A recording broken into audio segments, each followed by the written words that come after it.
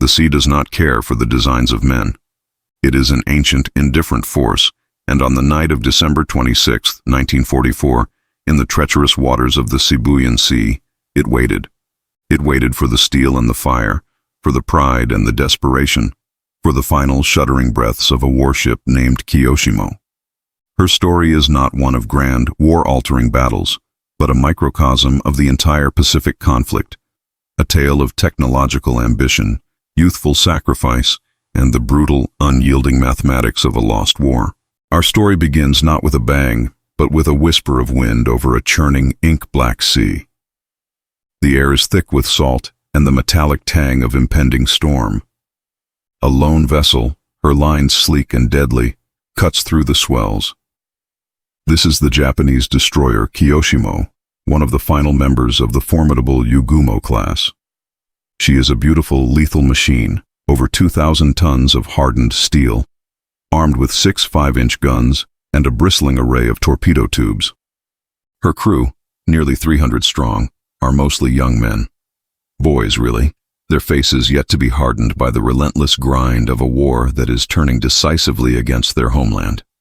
They are tired, their uniforms stained with sweat and salt, but there is a desperate energy aboard. They are part of Operation TA, a last, audacious attempt to strike at the heart of the American landings at Mindoro in the Philippines. It is a mission born of necessity, a gambler's final, reckless throw of the dice. Aboard the Kiyoshimo, every sailor knows the odds are long, but duty, that heavy, invisible cloak, rests upon their shoulders. To understand the weight of this moment, we must step back. The Kiyoshimo was launched in February 1944, a time when the Imperial Japanese Navy's aura of invincibility had been shattered at Midway and the Solomons.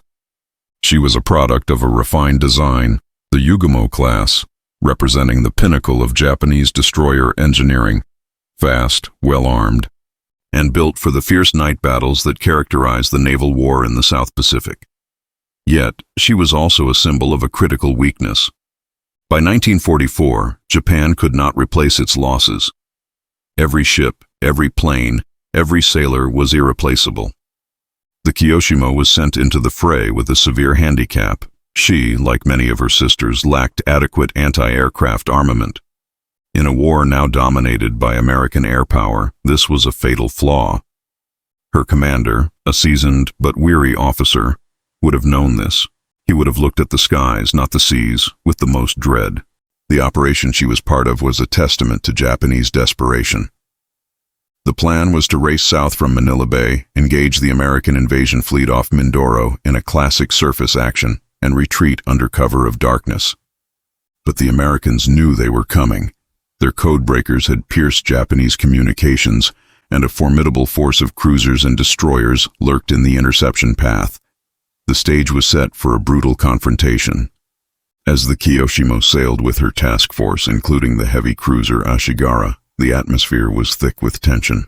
Lookouts scanned the horizons until their eyes ached, not for enemy ships, but for the telltale dots of aircraft on the horizon. A young gunner, his hands gripping the cold metal of an anti-aircraft cannon, might have muttered to his companion, "The sky feels heavy tonight, doesn't it? Like it's full of ghosts." His friend, trying to sound brave, would reply, "Our torpedoes will send their own ghosts to the deep. Just keep your eyes open." The first day of the operation, December 26th, was a relentless trial by air. American warplanes found the Japanese force and harried it for hours. This is where the hidden facts of naval warfare come into stark relief. It wasn't a single cinematic explosion that doomed a ship, but 1,000 small stresses.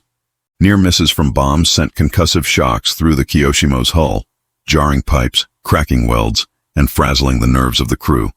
Shrapnel from anti-aircraft fire meant to protect her whizzed through the air, a deadly rain of one's own making.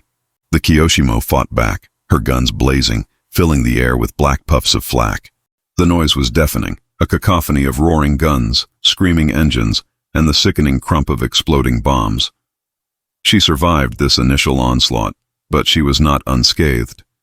The constant high-speed maneuvering strained her engines, and the crew was pushed to the brink of exhaustion. They had tasted the fury of American air power and knew it was only a preview.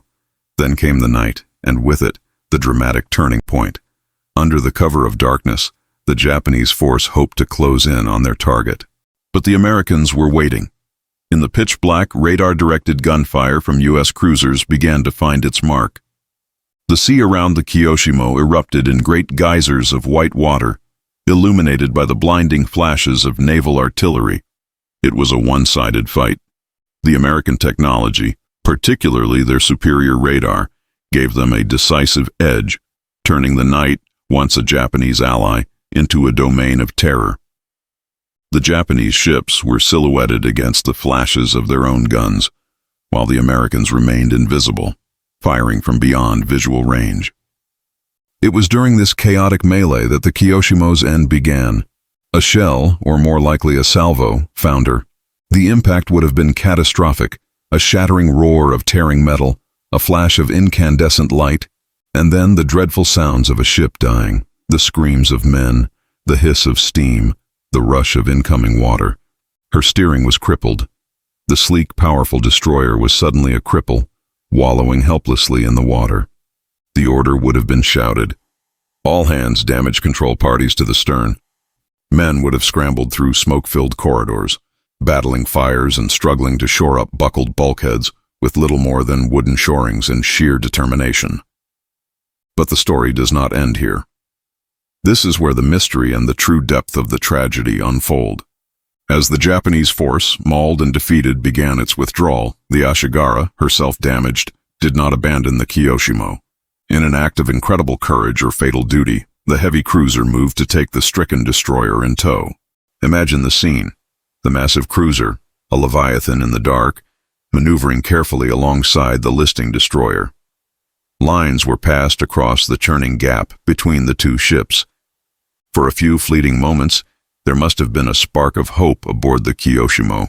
They were not being left to the sea. They had a chance. It was a hope that was brutally extinguished. From the darkness, American destroyers, the wolves of the sea, closed in for the kill. They had detected the vulnerable pair. The tow line, a fragile thread of salvation, was severed, either by gunfire or necessity. The Ashigara, facing certain destruction if she remained, was forced to abandon the effort and flee, leaving the Kiyoshimo to her fate. The final agonizing chapter was at hand. The American destroyers circled.